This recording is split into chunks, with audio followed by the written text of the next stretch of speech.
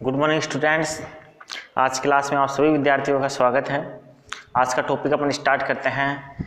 Last topic में अपन ने nitrogen carbon nitrogen जो अनुपात है उसके बारे में चर्चा की थी। आज हम देखते हैं नाइट्रोजन चक्र। आज का अपना जो टॉपिक है वो है नाइट्रोजन चक्र।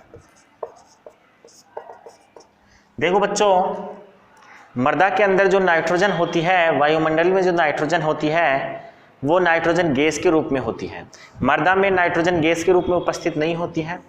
और जनरली अपन यहाँ पादपों के बारे में बात कर रहे हैं तो पादप के लिए एक आवश्यक जो मुख्य पोषक तत्व होता है वो नाइट्रोजन होता है। और वायुमंडल में यदि हम बात करें तो सबसे अधिक जो गैस पाई जाती है वो नाइट्रोजन गैस ही होती है। और लेकिन नाइट्रोजन जो गैस होती है इस गैस को इसी रूप में पादप ग्रहण नहीं करते हैं। कहने का मतलब जो नाइट्रोजन गैस होती है इस नाइट्रोजन गैस को पादप डायरेक्ट ग्रहण नहीं करते हैं। नाइट्रोजन गैस को क्या करते हैं? पादप ग्रहण नहीं करते हैं। डायरेक्ट नाइट्रोजन गैस को ग्रहण नहीं करते हैं। ये क्या करते हैं कि वायुमंडल में जो नाइट्रोजन है वो नाइट्राइड, नाइट्रेट या अमोनिया के रूप में अमोनियम में या अमोनिया में परिवर्तित हो जाती है। और इस परिवर्तित जो नाइट्रोजन है उसको पेड़ पौधे होते हैं वो अपने पोषक तत्व के रूप में ग्रहण करते हैं। तो यहाँ हम बात करते हैं कि नाइट्रोजन चक्र होता क्या है। तो वायुमंडल में उपस्थित जो नाइट्रोजन है, जो अकार्बनिक नाइट्रोजन है, उसका कार्बनिक नाइट्रोजन में बदलना और फिर उस कार्बनिक नाइट्रोजन का वापस अकार्बनिक नाइट्रोजन में बदल जाने की जो प्रोसेस होती है उसके दौरान जितने भी प्रक्रम सम्मिलित होते हैं उन प्रक्रमों को संयुक्त रूप से हम नाइट्रोजन चक्र कहते हैं। तो हम यहाँ लिख सकते हैं कि वायुमंडल में उपस्थित नाइट्रोजन का विभिन्न प्रक्रमों में से गुजरकर पुनः नाइट्रोजन गैस के रूप में प्राप्त होना नाइट्रोजन चक्र कहलाता है। नाइट्रोजन का विभिन्न प्रक्रमों से गुजर के पुनः वापस नाइट्रोजन में प्राप्त हो जाना ही नाइट्रोजन चक्र कहलाएगा। अपन यहाँ चर्चा करेंगे कि नाइट्रोजन जो चक्र होते हैं उनमें उसमें कौन कौन से प्रक्रम होते हैं, उन प्रक्रमों के बारे में यहाँ अपन चर्चा करेंगे। तो यहाँ अपन हेडिंग लिखते हैं नाइट्रोजन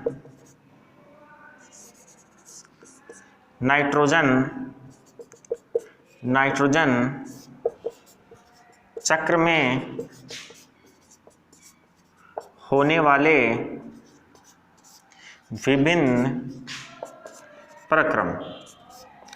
देखो बच्चों, नाइट्रोजन जो चक्र होता है, नाइट्रोजन जो साइकिल होती है उसमें कौन कौन सी प्रोसेस होती है, विभिन्न प्रकार के जो प्रक्रम होते हैं वो कौन कौन से होते हैं, इनके बारे में अपन चर्चा करें। तो यहाँ पे अपने पास दो प्रक्रम निकल के आते हैं। एक होता है नाइट्रोजन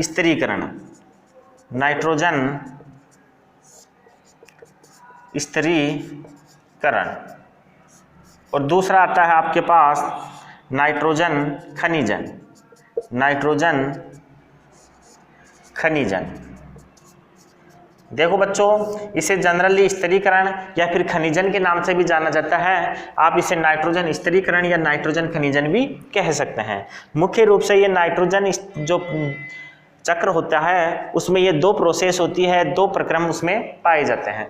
हम इन दोनों ही प्रक्रमों के बारे में पढ़ेंगे। सबसे पहले अपन पढ़ेंगे नाइट्रोजन जो स्थिरीकरण होता है वो क्या होता है, इसके बारे में अपन चर्चा करेंगे। और उसके बाद अपन चर्चा करेंगे नाइट्रोजन खनिजन क्या होता है। तो यहाँ हम चर्चा करते हैं पहले नाइट्रोजन स्थिरीकरण क्या होता है। तो देखो बच्चों, वायुमंडल में जो नाइट्रोजन होती है वो नाइट्रोजन आपके अकार्बनिक रूप में होती है। नाइट्रोजन अकार्बनिक रूप में उपस्थित होती है। विभिन्न प्रकार के एंजाइमों के माध्यम से इस अकार्बनिक नाइट्रोजन का कार्बनिक नाइट्रोजन में बदल जाना ही नाइट्रोजन स्थिरीकरण कहलाता है। कहने का मतलब वायुमंडल में जितनी भी अकार्बनिक नाइट्रोजन है, यदि वो किसी भी प्रकार की प्रोसेस, किसी भी प्रकार के एंजाइमों की उपस्थिति में यदि वो कार्बनिक नाइट्रोजन में बदल जाती है तो इस प्रक्रिया को हम बोलते हैं नाइट्रोजन स्थिरीकरण। तो अपन यहाँ नोट करते हैं, वायुमंडल में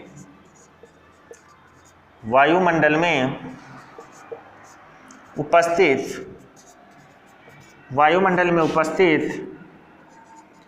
अकार्बनिक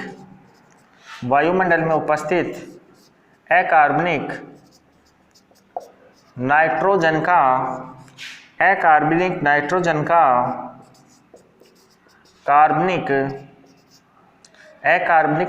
का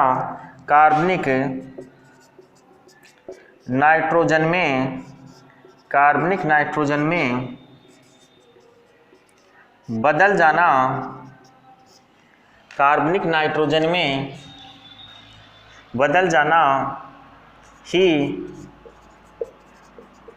नाइट्रोजन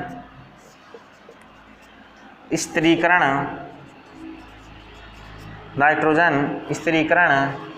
कहलाता है। तो बच्चों यहाँ पे देखते हैं अपन कि वायुमंडल में जो अकार्बनिक नाइट्रोजन है उस अकार्बनिक नाइट्रोजन का कार्बनिक नाइट्रोजन में बदल जाना ही नाइट्रोजन स्थिरीकरण कहलाता है। तो मैं यहाँ लिख सकता हूँ कि वायुमंडल में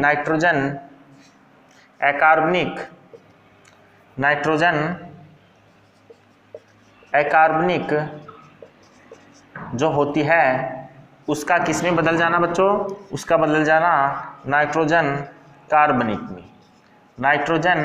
कार्बनिक में बदल जाना ही क्या कहलाता है, नाइट्रोजन स्थिरीकरण कहलाता है।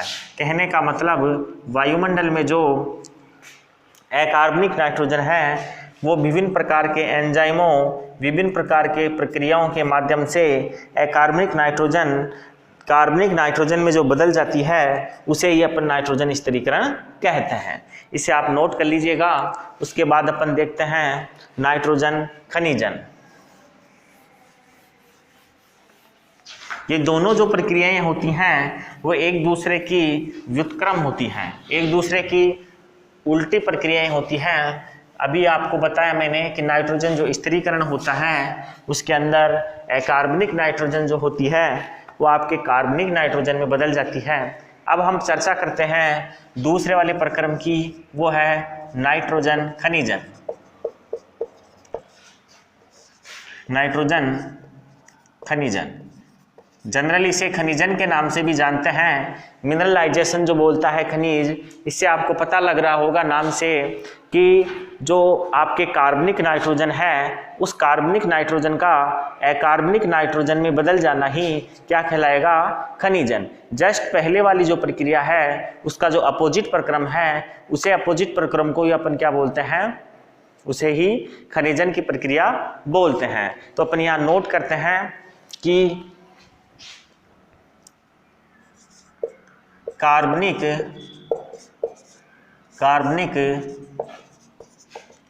नाइट्रोजन का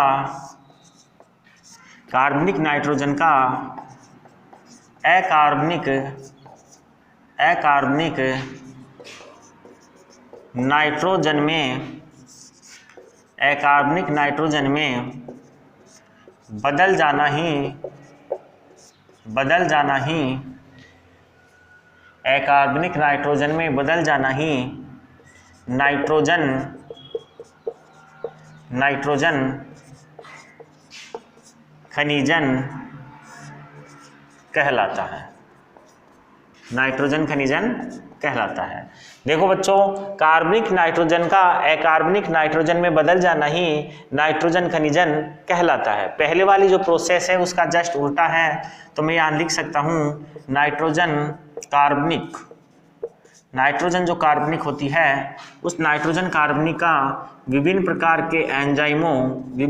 के एंजाइमों की उपस्थिति में नाइट्रोजन किसमें,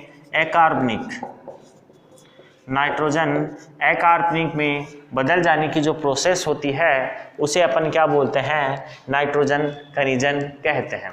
देखो बच्चों, नाइट्रोजन जो खनिजन की प्रक्रियाएं होती हैं वो 3-4 चरणों में होती है, जिनमें से एक होता है अमीनीकरण, दूसरा होता है अमोनीकरण, तीसरा होता है नाइट्रीकरण। इस प्रकार से 3-4 प्रक्रम होते हैं जिसके माध्यम से जो कार्बनिक नाइट्रोजन होती है वो अकार्बनिक नाइट्रोजन में बदलती है। जनरली अपन देखें, अपन ने चर्चा की कि जो पेड़ पौधे होते हैं वो क्या होते हैं, जनरली नाइट्रोजन गैस को नहीं लेते हैं, तो वो नाइट्राइड, नाइट्रेट या फिर जो अमोनिया होती हैं उनको क्या करते हैं, डायरेक्ट ग्रहण करते हैं। हम यहाँ देखते हैं कि जो कार्बनिक नाइट्रोजन होती है वो पहले बदलती है प्रोपियोसिन में। एंजाइमिक क्रियाएं होती है, एंजाइमिक जल विश्लेषण होता है कार्बनिक नाइट्रोजन का। कार्बनिक नाइट्रोजन का एंजाइमिक जल विश्लेषण होता है जिसके परिणाम स्वरूप प्रोपियोसिन बनते हैं। प्रोपियोसिन बनते हैं तो अपनी ये जो प्रोसेस होती है वो निम्न चरणों में होती हैं। आपके जो कार्बनिक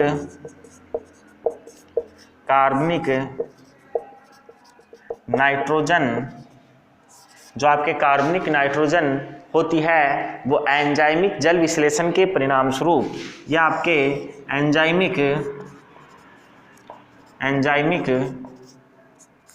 जल विश्लेषण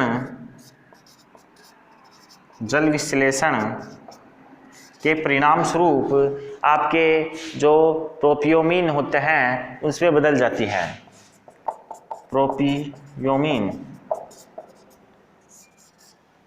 प्रोपियोमीन में बदल जाती है। और ये जो प्रोपियोमीन होता है वो आपके बदलता है जो आपके प्रोटीन्स होते हैं उसके अंदर बदल जाता है। आगे चल के प्रोटीन्स के अंदर इसका बदलाव हो जाता है और ये जो प्रोटीन्स होते हैं इस प्रोटीन्स का अपघटन होता है और ये प्रोटीन्स आपको पता है एमिनो अम्ल से मिलकर बने हुए होते हैं और यही आपके प्रोटीन एमिनो अम्ल में, यहाँ लिखते हैं अपन कि जो प्रोटीन होते हैं वो प्रोटीन आपके एमिनो अम्लों में बदल जाते हैं और यही जो एमिनो अम्ल होते हैं वो आपके नाइट्राइड में बदलते हैं। यही किस में बदलते हैं, नाइट्राइड में बदलते हैं और यही नाइट्राइड बाद में नाइट्रेट में परिवर्तित हो जाती है। इस प्रकार से खनिजन की प्रक्रिया जो होती है वो प्रारंभ होती है और ये जो नाइट्रेट होती है वो नाइट्राइड जो होती है वो नाइट्रेट में अंत में बदल जाती है। तो अपन यहाँ कह सकते हैं कि सबसे पहले क्या होता है, जो आपके कार्बनिक नाइट्रोजन होते हैं वो एंजाइमों की उपस्थिति में अकार्बनिक नाइट्रोजन में बदलते हैं। ये प्रक्रिया होती है वो एक लंबी प्रक्रिया होती है, एक लंबी चलने वाली प्रक्रिया होती है जिसमें कार्बनिक नाइट्रोजन जो होता है वो एंजाइमिक जल विश्लेषण के परिणाम स्वरूप प्रोपियोमीन्स में बदल जाता है। ये जो प्रोपियोमीन्स होते हैं वो प्रोटीन्स में अपघटन हो जाते हैं और आपने देखा होगा कि प्रोटीन का जो घटक होता है वो अमीनो अम्ल होता है, तो प्रोटीन के अपघटन के परिणाम स्वरूप अमीनो अम्ल का निर्माण हो जाता है। ये जो अमीनो अम्ल होते हैं ये नाइट्राइड में टूट जाते हैं और नाइट्राइड लास्ट में नाइट्रेट में बदल जाते हैं। तो ये जो आपके नाइट्राइड और नाइट्रेट होते हैं ये अकार्बनिक नाइट्रोजन युक्त यौगिक होते हैं। नाइट्रेट और नाइट्राइड जो हैं वो आपके अकार्बनिक नाइट्रोजन युक्त यौगिक हैं। तो इस प्रकार से खनिजन की जो प्रक्रिया होती है उसमें जो कार्बनिक यौगिक हैं वो अकार्बनिक यौगिकों में रूपांतरित हो जाते हैं।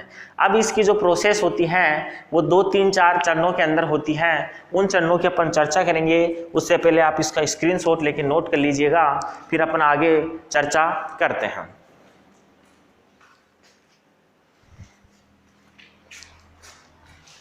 देखो बच्चों, अपन इसको साफ करके जो खनिजन की प्रक्रिया है वो 2-3 चरणों में होती हैं। एक एक करके हम उन चरणों का पढ़ेंगे और जानकारी प्राप्त करेंगे कि उन चरणों में किस प्रकार से जो कार्बनिक नाइट्रोजन है वो अकार्बनिक नाइट्रोजन में बदलती है। पहली जो प्रक्रिया है वो पहली प्रक्रिया कहलाती है अमीनीकरण। यहाँ पहले मैं लिख रहा हूँ कि कार्बनिक, या ऐसे लिख सकते हैं खनिजन की प्रक्रिया के विभिन्न चरण। खनिजन की जो प्रक्रिया है उसके विभिन्न चरण हैं और उसमें पहले वाला जो चरण है उसको अपन बोलते हैं अमीनीकरण। पहले वाला चरण कहलाएगा आपके अमीनीकरण। देखो बच्चों, ये जो अमीनीकरण होता है, जैसे आपको नाम से पता लग रहा है अमीनीकरण, अर्थात जो कार्बनिक आपके यौगिक हैं, कार्बनिक यौगिक है जो नाइट्रोजन युक्त हैं, जिनमें सामान्यतः प्रोटीन्स भी सम्मिलित होती हैं, वो विभिन्न प्रकार के एंजाइमों की उपस्थिति में एमिनो अम्लों में या एमिनो यौगिकों में बदल जाते हैं। इस प्रक्रिया को अमीनीकरण कहते हैं। कहने का मतलब आपके कार्बनिक जो नाइट्रोजन युक्त यौगिक हैं, उन कार्बनिक नाइट्रोजन युक्त यौगिकों का एमिनो यौगिकों में बदलने की जो प्रोसेस होती है, उसी प्रोसेस को अपन अमीनीकरण कहते हैं। तो यहाँ मैं नोट कर रहा हूँ परिभाषा को कि कार्बनिक नाइट्रोजन युक्त यौगिकों के विभिन्न एंजाइमों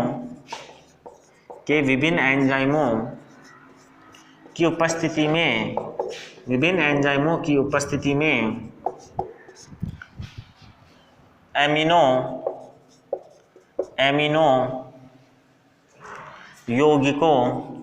एमिनो यौगिकों में बदलने की प्रक्रिया अमीनीकरण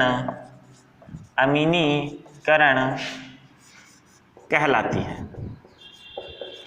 देखो बच्चों, होता क्या है कि जो कार्बनिक नाइट्रोजन युक्त कार्बनिक यौगिक हैं, उन नाइट्रोजन युक्त कार्बनिक यौगिकों का विभिन्न एंजाइमों की उपस्थिति में एमिनो यौगिकों में एमिनो अम्ल में बदलने की जो प्रक्रिया होती है, उस प्रक्रिया को अपन अमीनीकरण कहते हैं। इस प्रक्रिया को यदि हम लिखें यहाँ, तो अपन देखते हैं कि इस प्रक्रिया को रिएक्शन के रूप में लिखे हैं तो सामान्यतः जो कार्बनिक यौगिक होते हैं नाइट्रोजन युक्त, उनमें वो प्रोटीन्स भी हो सकते हैं, क्योंकि जो प्रोटीन्स हैं वो नाइट्रोजन युक्त कार्बनिक यौगिक होते हैं। प्रोटीन्स व अन्य नाइट्रोजन युक्त कार्बनिक यौगिक। देखो बच्चों, प्रोटीन्स व अन्य नाइट्रोजन युक्त जो कार्बनिक यौगिक होते हैं, वो एंजाइमिक जल अपघटन के परिणाम स्वरूप एमिनो यौगिकों CO2 ऊर्जा व अन्य यौगिकों में बदल जाते हैं। ये किस में बदलते हैं? ये बदलते हैं एमिनो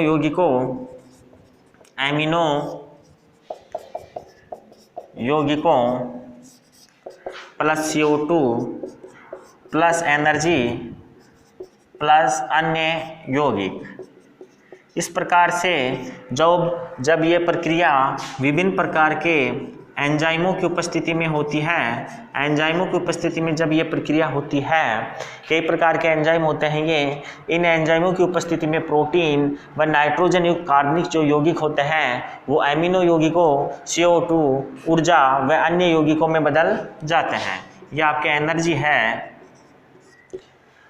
तो इस प्रकार से कार्बनिक यौगिक जो हैं अमीनो यौगिकों में बदल गए हैं, और अमीनो यौगिकों में बदलने की जो प्रक्रिया होती है, उसी प्रक्रिया को अपन बोलते हैं अमीनीकरण।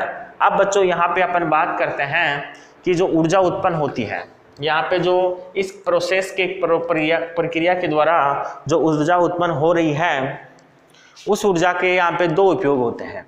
पहला उपयोग होता है जो सूक्ष्मजीव हैं जो मृदा में पाए जाते हैं, उन सूक्ष्मजीवों की जो कोशिकीय पदार्थों का संश्लेषण में इस ऊर्जा का उपयोग होता है।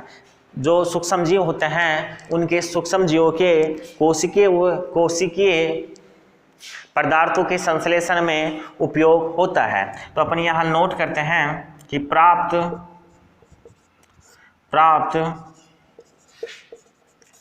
ऊर्जा का उपयोग, यहाँ पे जो ऊर्जा प्राप्त होती है, उस ऊर्जा का निम्न दो उपयोग दो चरणों में या दो जगहों पे उपयोग होता है। पहला होता है सूक्ष्म जीवों के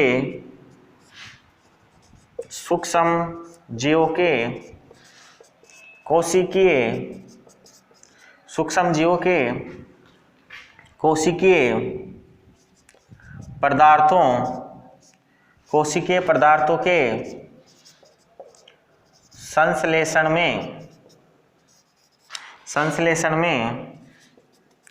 इस ऊर्जा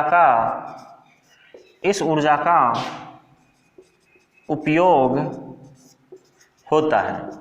तो बच्चों यहाँ पे अपन देखते हैं कि जो सूक्ष्मजीव होते हैं, जो मृदा के अंदर उपस्थित होते हैं, वो इस ऊर्जा के माध्यम से अपनी कोशिका के लिए आवश्यक जो पदार्थ होते हैं, उन पदार्थों के संश्लेषण में इस ऊर्जा का उपयोग कर लेते हैं। इसके अलावा आपके अमीनो अम्लों का जो सरल अकार्बनिक पदार्थों में वियोजन होता है, एमिनो अम्लों का आगे चलकर जब सरल अकार्बनिक पदार्थों में वियोजन होता है तो उस जगह पर भी आपके जो ये ऊर्जा होती है उस ऊर्जा का उपयोग किया जाता है। तो अपन यहाँ नोट कर लेते हैं कि आगे की जो प्रोसेस होगी उस प्रोसेस में एमिनो यौगिकों के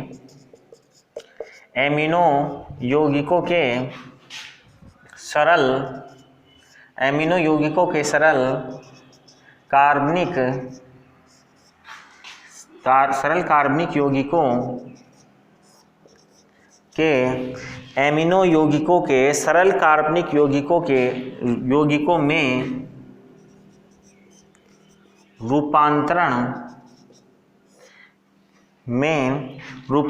में इस ऊर्जा का उपयोग होता है। तो बच्चों अपन यहाँ देखते हैं कि यहाँ पे जो अमीनीकरण के परिणाम स्वरूप जो ऊर्जा प्राप्त होती है, जो आपके क्या प्राप्त हो रही है, एनर्जी प्राप्त हो रही है। इस एनर्जी का जो उपयोग होता है यहाँ पे दो जगह पे होता है। पहला होता है सूक्ष्म जीवों के कोशिकीय पदार्थों के संश्लेषण में इसका उपयोग होता है, और दूसरी जो आगे की प्रोसेस होगी जिसमें एमिनो यौगिक होंगे वो और भी सरल कार्बनिक यौगिकों में बदलेंगे। तो उन सरल कार्बनिक यौगिकों में रूपांतरण में इस ऊर्जा का उपयोग होता है। तो आप इसे नोट कर लीजिए स्क्रीनशॉट लेके, फिर अपन आगे की जो प्रक्रिया है, आगे का जो टॉपिक है वो पढ़ते हैं।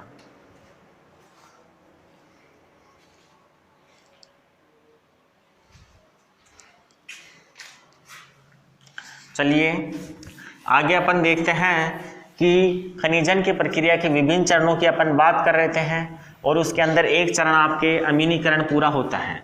दूसरा चरण जो है अमोनीकरण, उसके बारे में अपन चर्चा करते हैं। यहाँ अमोनीकरण खनिजन की प्रक्रिया का दूसरा चरण है अमोनीकरण। उस चरण की अगर हम बात करें अमोनीकरण, तो बच्चों यहाँ पे अभी आपन ने देखा कि अमीनीकरण की क्रिया के परिणाम स्वरूप एमिनो अम्लों का निर्माण हो गया है। अमीनीकरण की क्रिया के परिणाम स्वरूप एमिनो अम्ल का निर्माण हो गया है। यहाँ पे जो एमिनो अम्ल है उस एमिनो अम्लों का अमोनिया या अमोनियम युक्त जो यौगिक है उसमें जो रूपांतरण की प्रक्रिया होती है उस प्रक्रिया को अमोनीकरण के नाम से जाना जाता है।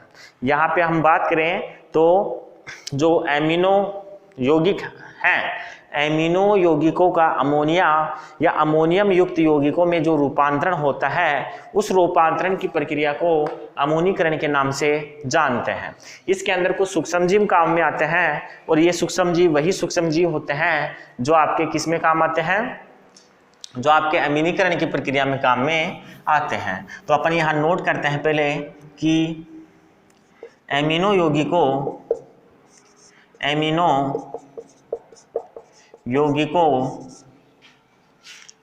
का अमोनिया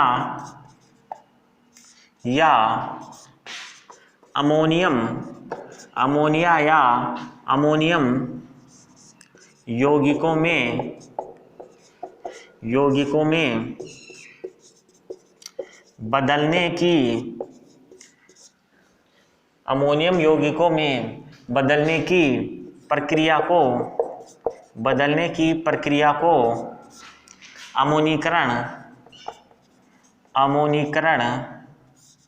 कहते हैं। बदलने की प्रक्रिया को अमोनीकरण कहते हैं। यह जो प्रक्रिया होती है, इस प्रक्रिया की हम बात करें तो ये प्रक्रिया अमीनीकरण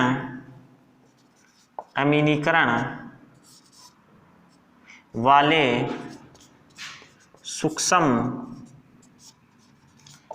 जीवों की उपस्थिति में ही होती है। देखो बच्चों, ये जो प्रक्रिया होती है वो प्रक्रिया अमीनीकरण के दौरान जो आपके सूक्ष्म जीव प्रयुक्त हुए थे, उन्हीं सूक्ष्म जीवों की उपस्थिति में ये प्रक्रिया संपादित होती है। इसी के साथ हम बात करें तो आपके दो एंजाइम होते हैं, एक होता है एमिडेज और दूसरा होता है डीएमिनेज। एक तो होता है एमिडेज और एक होता है डीएमिनेज। एमिडेज और दूसरा होता है डीएमिनेज।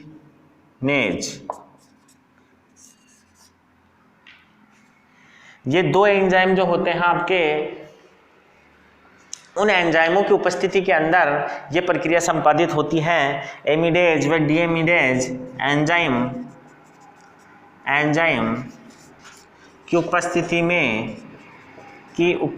में यह प्रक्रिया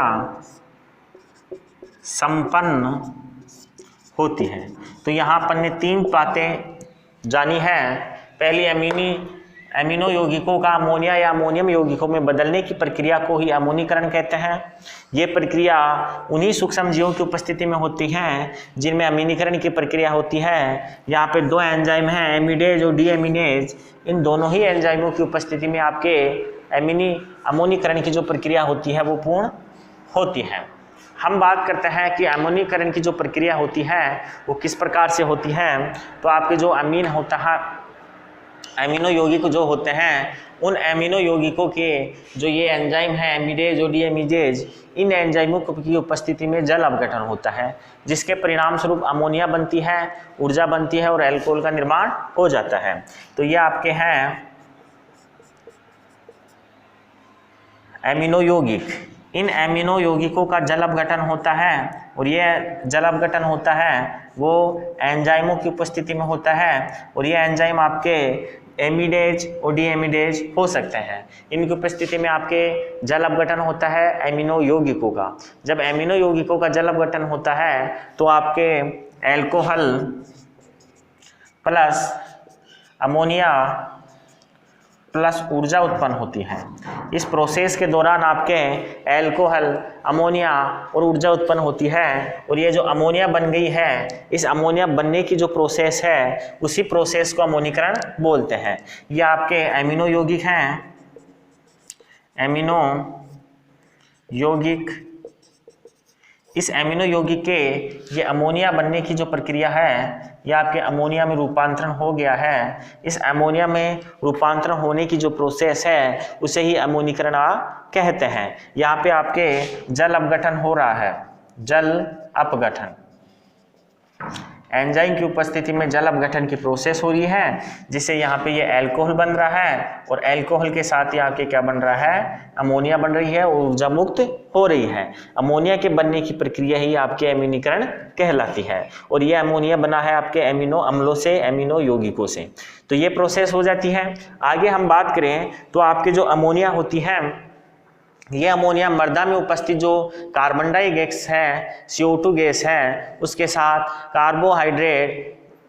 कार्बोनेट, अमोनियम कार्बोनेट या अमोनियम बाइकार्बोनेट का निर्माण कर लेती है। ये अमोनियम कार्बोनेट और बाइकार्बोनेट का जो निर्माण होता है वो अमोनिया का CO2 के साथ क्रिया करने से होता है।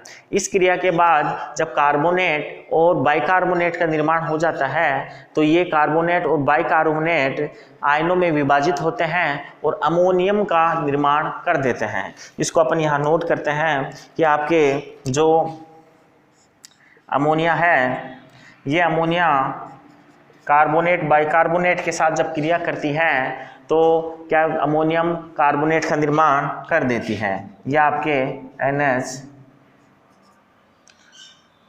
NH4CO3।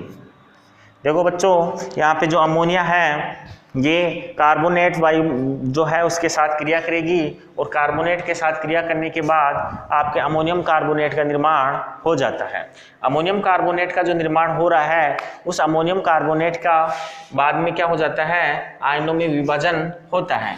यहाँ पे हम देखें तो इसका आयनों में विभाजन होता है और ये आपके बदलता है NH4+ जिसे बोलते हैं अमोनियम और CO3-2, ये हो गया आपके कार्बोनेट। तो अपन यहाँ देखते हैं कि जो अमोनिया है ये बाइकार्बोनेट के साथ क्रिया करती है और अमोनियम कार्बोनेट का निर्माण कर देती है। अमोनियम कार्बोनेट जो होता है ये अमोनियम कार्बोनेट आपके आयनों में विभाजित होता है। आयनों में विभाजित होकर ये अमोनियम, इसको अपन लिखते हैं अमोनियम, और ये आपके हैं कार्बोनेट।